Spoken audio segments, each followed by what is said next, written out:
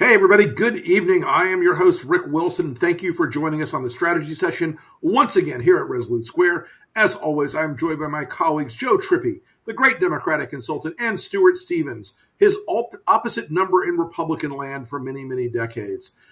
We are with you now as pro-democracy warriors out here trying to do our very best to stop the flood tide of disinformation coming from the MAGA media here at Resolute. And so before we get going, I'd love to encourage folks that haven't subscribed yet to look into subscribing to Resolute Square. We've got an offer out there on the website right now that will let you become a part of the fight. This is a small group. We're building up from a small point, but we're going to take on the folks like Rupert Murdoch and Newsmax and OAN because we believe there are more of us than there are of them. We are less crazy than they are. But we believe that it is important to have these dialogues. It's important to talk about these things. And it's important to have an outlet that puts democracy at the front and center of the argument. And it makes democracy the strong side of the political argument. So with that, I want to welcome you all. We're going to be joined by Simon Rosenberg in just a few minutes. But I wanted to start out by talking to both Joe and Stuart about the moment we're in. And we'll talk more about the polling with Simon when he comes on. This moment we're in right now, where it really feels to me more and more like Donald Trump and his campaign are in a very shaky position. And I feel better about the Biden campaign than I have in 2 years. So I want to start with you, Joe, and get your feelings on this, because I believe we are really seeing a shift in the realities of this campaign right now. Totally agree. But I think part of that is the Biden campaign's effort to enter into what I would call the contrast period, make sure it's contrast right. From November. I think that's why they backed Trump into an early debate here in June. That a lot of people are scratching their head about that strategy, but I think it's bearing fruit again because it's helping to focus and make it right. That the contrast is becoming a lot clearer. And I think that even the two convictions, both of Trump and of Hunter Biden, and the different responses to citizens' juries, and one jury speaking and not afraid of Biden, and the Justice Department or the President of the United States coming after them versus Mr. Revenge and the yelling and the right. Screaming, the denial. That contrast, the contrast is becoming clearer every day, and I think it's that contrast is starting to bleed into some of the polling. I know we'll get into that with Simon later on.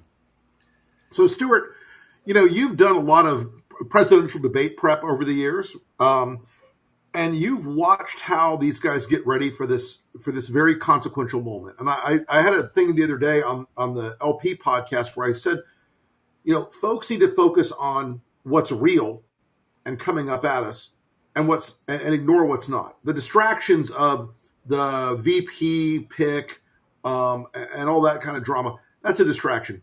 The real moments we're about to see are Trump's conviction and the first presidential debate.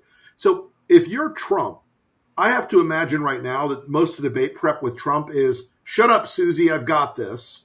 And Biden is probably doing a much more traditional prep run-up to this. How do you think these guys are going to go in there? Predict for us what you see on the stage that night. Well, I think the Biden campaign lured Donald Trump, used his ego into a trap.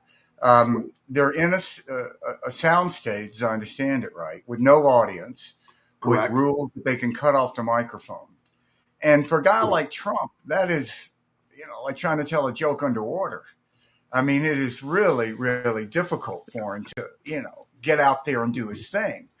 My feeling I came to after, debate prep stuff was the essential thing is to go into the debates with a list of goals. I think it could be 4 is the most, 2 to 4 goals. And how do you get there? There should be a strategy about the debate. Right. It shouldn't just be we're going to go out there and see what happens. And that could be a goal of introduce a new piece of policy. It could be a goal of disqualify the other person as corrupt. It could be a goal as likable. And I think the Biden campaign will go through a process like that. I don't know what the Trump campaign can do. It seems to me that another trap the Trump campaign has walked into is the senility trap. So they're saying that Joe Biden is senile and can't speak in sentences. Right. So that's not a very high bar. So if he can speak in sentences and communicate as he does when he's in public, you've pretty much lost what you said the debate was about. Right. Which goes to this whole hollowness of what's going on in the Republican Party. What do you get? What is the Republican agenda here? I mean, I think that's one of the reasons these Senate candidates are doing badly downstream. What is it? What's the bargain they're making with voters? Right. For the life of me, I don't know. What do you get? Things are terrible. I don't know what they hate most: the stock market at record highs or low unemployment. So I think about the debate a little bit. I agree with what Stuart said, but I think this is a much easier debate for Biden. Sure. Because I think you go into people think, oh gosh, they've got to really buck up on the policy. They got policy books. They really got to understand everything before they go into the debates. First of all, Biden already forgot more than Donald Trump will ever know. I mean, he knows so much more about this stuff backwards and forwards. Gaza, Israel. I mean, just about anything that's going on out there. 40 years in the Senate tunes you up for that stuff. Yeah, right. He beat Trump in the two debates in 2020. That was clear. And here's the part. I think a successful debate is about understanding and planning for certain moments that you know are going to happen. And it's like a big fat softball coming across the plate and you whack it out. Right. And here's what I think. So we know, the Biden team knows that there's going to be the two-tier justice system rant that's coming. Great. Yep. Bam. Where do you go with that? They know the immigration, the amnesty, stealing vote, all that. They can plan. You can count on. You can predict where Trump is going to come, and when he does. If you load up with knowing those moments are coming, and you know what you want to do with those moments, that's how you knock him off his game. Right. Well, let's bring Simon Rosenberg in. We've got him now. Simon, thank you so much for joining us on the show. We've been talking a little bit about the debates coming up and about the sense that the campaigns are slipping a bit, and Biden is slipping up and Trump is slipping down in terms of the competence of the campaigns and the presentation of the candidates. You are a very articulate spokesperson for why the numbers are even better than they look, and the numbers have, even in the mainstream media polling in the last couple of weeks, really improved dramatically. Talk to us a little bit about where you see that coming from. What was the effect of the convictions, and where do you see the race turning as we go forward from here? Yeah, let me just apologize for my technical problems tonight. I mean, this all happens to us. We've been in this business long enough. Who knows? Don't worry about it. We're grateful you're here. And so I'm going to have a hard time hearing you. So let me just go do my sort of 2 to 3 minute wrap, and then you can hear me, but I'm not sure I can hear you. Who knows why, right? So sorry, everybody. Listen, I think here's my sense of things, and I agree with I was listening in, and I could hear all of you, and I agree with much of what all of you said. I do think we're entering this very new phase in the campaign. I think that it's possible that the conviction, and particularly the 34 counts and the definitive nature of it, the dramatic nature of it, created a moment in the campaign of 2024 that perhaps was analogous to what happened with Dobbs in 2022, where it was this sort of shock to the system and where it woke people up, but it also became this reminder of the ugliness of Trump and MAGA. It became this very graphic reminder, and it may have started, and we just don't know yet, it's still early, but it appears that it's begun to shift the race. I mean, we now have had 6 national polls showing the election shifting 2 to 4 points to Biden. Right. What is certainly clear now is that Trump is not leading or ahead or favored in any way. It's a close competitive election now, with us having a little bit of momentum. And I think we have a better candidate, better arguments, a better organization underneath us. And I would much rather be us than them as we head into this next phase of the campaign. But we also have to recognize the next few months are going to be really super intense, right? We have not just the debate coming up next week, but the sentencing. The Republican convention is coming very soon after that, the Democratic convention, and then we have the next debate. And so this thing is going to start, and voting, early voting, starts in 3 months. I mean, this thing is not 5 months away. We've all been saying 5 months away. No, it's 2 months away. Where voting begins. So this thing's going to come at us with a lot of intensity. I think all of us would like to have a nice summer. I don't know that that's going to happen for those of us in politics. And I would, as I like to say, I would much rather be us than them in every way imaginable at this point. Yeah, I agree with that. Joe, you look about to say something. No, I just want to say, we can hear you now, except I'm going to turn off my mic. So, no, I was going to say that, Simon and I have very similar views and have had them for quite a while about, the polls and the problems with them. But I think we both, and I, tuned into kind of things like the lag on the economy and, the way the red wave was supposed to come but never did. And that you're seeing a lot of these similarities in the way Republican pollsters are sort of, basically flooded the zone and the mainstream, the people that average things have, I think for quite a while, kind of like, kept the race in this sort of Biden's and Trump's in charge. He's got it's Biden who has problems, but that really masked that Trump was much weaker than the polling was showing, and that the pundits were talking about. And I think I think the more the contrast happens now, I think Simon's right that you're going to see. I think some sort of slow erosion of Trump and slow growth of Biden. A lot of work to do to make sure that all happens. Sure. That's our job now and the campaigns. But I think that's what we're going to see. Could I just jump in real quick? I think the other thing I just want everybody to think about is that, I listened to some of Trump's remarks today. Think about what they're doing, right? I mean, they are trying to red wave this election, right? It's like, I'm leading the polls by more than I've ever led before. They're unbelievable. I had 100,000 people in New Jersey when there were 15,000 people there. They $50 million they raised in Mar-a-Lago when it was actually, $10 to $15 million. You don't have to exaggerate and lie and invent reality if things are going well. Now, some of this is playing to his wounded ego from having been convicted. But I also think that this whole idea they're claiming Minnesota and Virginia are in play. This is all a psyop, right? I think to sort of create a sense of strength and power in Trump that's actually not there in reality. Because if you take away the polls, as Stuart was saying, if you take away the polls and the idea that he's leading in the election and that he's strong and Biden is trailing in the election and he's weak, if you take that away, what's left is a whole mountain of ugliness, and they got nothing.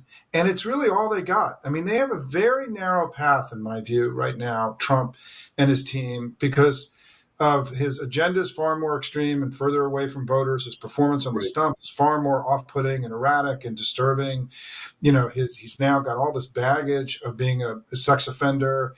As I like to say, my line on this is that he's a rapist, a fraudster, a traitor, and a felon. I mean, that's pretty hard stuff to overcome. You guys have sold. Yeah, I can make an ad about that. It's pretty hard to do. Yeah. And I think that what's left, their play here, right? Their Luke-like shot down into the Biden Death Star is this idea that Biden is old and frail and weak and losing in the election. If that is removed, They literally have nothing. And it's why this battle over the polls, it's this battle over strong man, weak man, all this stuff that's going on. It's why I've told the campaign that I think, I want to see more President Biden in American flags and less Ice Cream Joe, and in the way they position him. I mean, I think you guys have your party, frankly, the Republicans here tonight, have much more of a history of kind of presenting strongman, right, and a strong leader. Biden's got to stay cognizant of that, I think, as we go forward, because if we take that away, they got nothing, and I think we got a lot, and I think we will beat them. One thing, we can do this. That's why I think for everyone watching, this notion that Biden's been successful and he's strong and the country's better off, these are all important, critical things for us to be conveying a sense of confidence, right, that we are a better country because of his leadership, and we will be even better. Think about the 4-year contrast of 4 years of Biden versus 4 years of Trump, the progress versus the decline that will happen. We've got to go live there with confidence and go prosecute this in the coming months. And I think we'll win this election. One thing.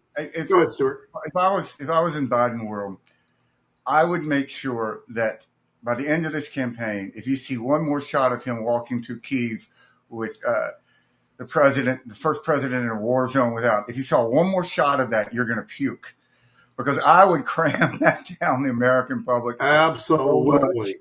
Ailes used to say that that shot that they made of George Bush in the 88 campaign when he's picking up his granddaughter, that they shot up in Kennebunkport, that image, there was a spot that was narrated by Barbara Bush, basically cured gender gap porn. And I think this moment that they was there with Zelensky is his equivalent of a Berlin Wall speech that Kennedy gave. And I would dine out on that like nobody's business. I mean, interestingly enough, today is the 37th anniversary of Mr. Gorbachev tear down this wall. And, now we've got the contrast between where Biden is at on NATO and national security, to my mind, is one of the most underreported and remarkable aspects of this. He has seized the strong side of the argument on national security. You've got Joe Biden inheriting the Reagan-esque mantle of tear down this wall, and Donald Trump's like Mr. Putin, pull down your zipper.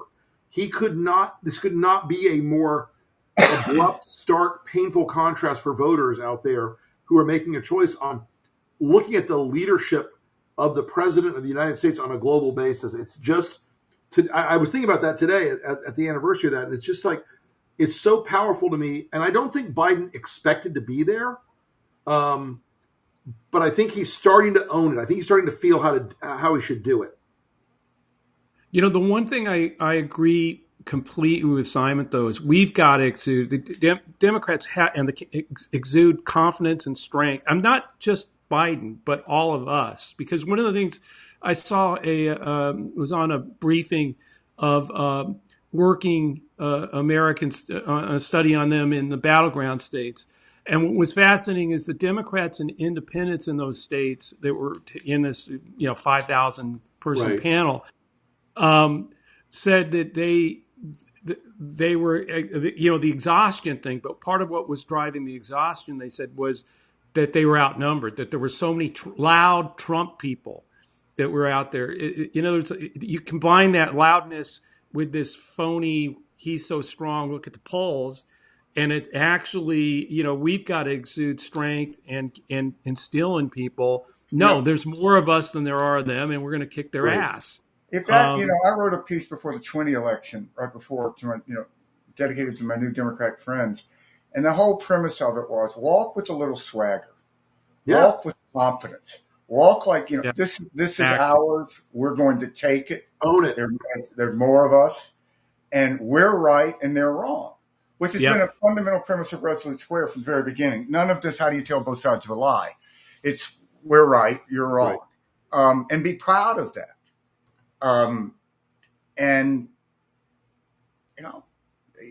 you are in the majority in all these things. You are the future. And can we just go over, can I jump in for a second? Sorry. My jury rig system here.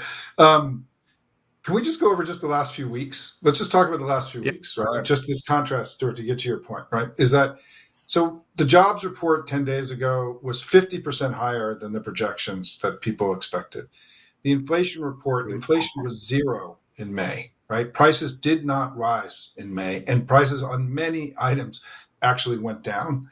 The World Bank just recast their global projections of growth upwards because of the strength of the American economy only.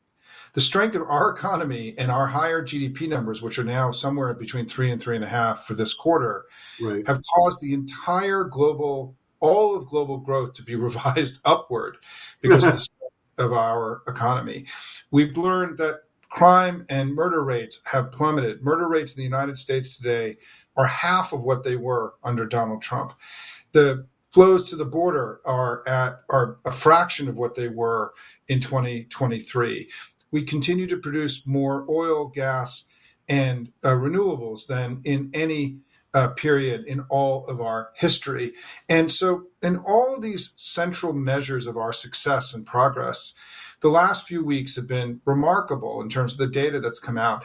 And you add to that, right, to your point about NATO, is that Joe Biden was at the D-Day ceremony. He went back to the G7. He just had the head of NATO into the White House today, right? He's trying to lead the world forward in a time of enormous challenge. He's been a strong president. He's been successful. The country's clearly better off. And what has Trump done? Trump goes in and stumbles in front of the CEOs and can't complete his sentences. He screws up and attacks the host state for his convention, and then he does it again today, right? He makes another unbelievable blunder. The guy is an error machine and a fool and a buffoon, right? And a diminished figure. And the contrast between Joe Biden today, right, taking another action to fix our broken immigration system, decisive presidential leadership, against the contrast with this buffoon who can't rub two sticks together, right, and get out of his own way. And so I just think we as Democrats have to feel, Stuart, to your point, I'll take your admonition here. We have to be confident and strong. We have a better candidate, better arguments, a better campaign. We're like a higher seeded team in a basketball tournament. We should win, right? We should kick their ass. But now, as Joe always says, we got to go out and do the work. And I think if we do, I think we're going to win this election. We're going to flip the House. And I think the Senate will come down to Election Day. It's going to be very competitive. But let's be very clear. Our Senate incumbents are holding right now, right? You guys have been through this. There's no bad polling for us in the Senate anywhere in the country right now. And it's remarkable how much our incumbents are holding, even in these red states like Ohio and Montana. I think, Sam, one of the things that you are well known for is having a very clear-eyed look at the polling.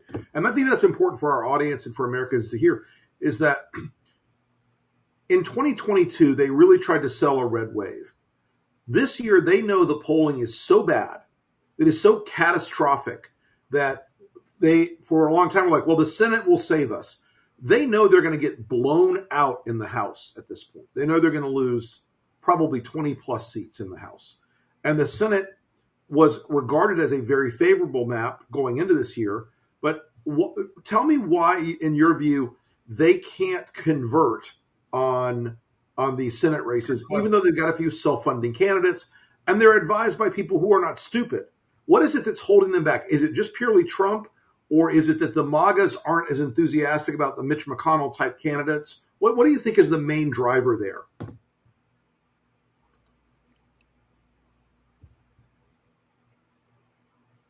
I didn't hear it. Well, Simon. Well, Simon is. All right. I'll speak up for Simon. There it is. He's got it. Go, Simon. To these, and of course, it happened at a live event. I love you all. Keep kicking ass and land the plane. Bring it home to everybody. Let's go win this thing together. You bet. Thank you, Simon. Thanks, Simon. Well, folks, sorry for the technical difficulties tonight. No matter what you do, the internet will always win. Listen, we appreciate everybody being on the show tonight. Appreciate having our guest, Simon. I will tell you, folks, I am rarely like a big ray of sunshine. But I do feel like we are turning the corner. I think Trump is collapsing in front of our eyes. The physical weakness, the mental instability, it's more and more present every day. He's not pulling the big crowds like he was before. We are talking about dozens of people, not thousands of people these days. The the MAGA flavor in that world is very intense, but it is also weaker and weaker every day. So I want to also shamelessly pitch an article I wrote today called "This Is Why I Blocked You." It's on my Substack. It's a great piece.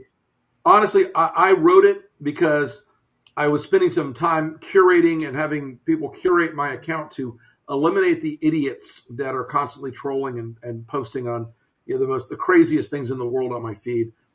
And I wrote it with 37 rules. I think you'll enjoy it. It's pretty funny if I say so myself. So also, I am now hosting the Lincoln Project podcast. Tune into that. We've had some amazing guests so far. We're going to be having more amazing guests. We've got an amazing new logo. Super happy about that. Also, you can catch me on my podcast, The Enemies List. You should also listen to Joe Trippi's That Trippi Show and catch our other podcast products here on Resolute Square. So, Joe, you were trying to say something. I keep interrupting. Yeah. No. I got one question before we go for you. All right. Do you think Trump does this debate, or do you think there's a chance that he bails on it? I mean, I think it's a 2-3 he does it. I think there's a part of them that's like, I'm not going to do this, and I'll make up some, he'll make up some BS, deep state rigged the stage. I can't do this because of the lies or whatever. Or he'll say the gag order prevents me from going on stage. I think there's a chance. I think it's a 30% chance he doesn't do it. But here's the thing about Trump, y'all. Even if you said to Trump, if you stand in that spotlight, it will kill you, he will still stand in the spotlight. He's like a moth. He cannot avoid a big media event. Stuart? Yeah, I think that's the right analysis. But and the whole whether or not I should do a debate thing is a terrible mindset to be preparing for a debate. Remember when John McCain in that first debate with Obama, which was at Ole Miss of all places, there was a question whether or not he would show up. Remember, because of the economic crash, which I always felt like, this is insane. You have an economic crash, so that means you can't debate. You should start a schedule a debate if you don't have one. I don't know. You hear about these debate preps that they had before. They seem to be basically a attempt at mass murder inside the debate prep room, giving COVID to everybody. Chris Christie almost died of that. Herman Cain did. Herman Cain did. Yeah. I think it'd be a nightmare to be working for Trump right now. I think he's increasingly frantic, and I think that he's going to get up there, and when Biden is not who he has said he is, and Biden is steady and competent and answers questions, and when Trump gets his mic cut off, I think it's going to be a real shock to the system. And I would not be surprised if Trump pulled a stunt, brought a prop out, something like that. Sure. And maybe even walked off stage if they cut off the mic at some point. I think that's right. And I think it would be, I think the biggest contrast we're going to see here is the debate between the Donald Trump of 2016 and the Donald Trump of 2024. Yeah. Say what you will about Trump in 16. He was a performer. He was funny. He had physicality on the stage. He felt like he was, a strapping figure. And he used his energy. He kept saying, I've got more stamina and energy than everybody else on the stage. And that really broke Jeb mentally. It broke Ted and Marco mentally. And I don't think he could pull that off today, even if he wanted to. I don't think he could do that now, even if he tried. So it's going to be, I watch for it, folks. I also want to just remind everybody that in a mere 2 weeks, my federal prison sentence starts. Oh, wait, that's Steve Bannon's federal prison sentence. Steve Bannon will be going to a federal prison. He's not getting a club fed. He's not getting a work camp or somewhere with badminton and pickleball courts. He's going to a real jail because in September, he has other pending felony charges against him. So he's going to be remanded either to Danbury in the prison side, not the camp side, or he'll be spending his incarceration on Rikers Island, which I could not wish on my worst enemy. And therefore, I hope Steve Bannon absolutely goes to Rikers Island. Anyway, folks, we will be back again next week, same time, same channel, doing the same, hopefully enlightening and interesting stuff that you guys have told us how much you enjoy it. We really appreciate all the kind words and the support. Once again, check out resolutesquare.com. Join if you like. We've got some great swag on there as well. Look forward to seeing you guys again next week. Thanks so much, everybody. See you guys. Thanks. Take care.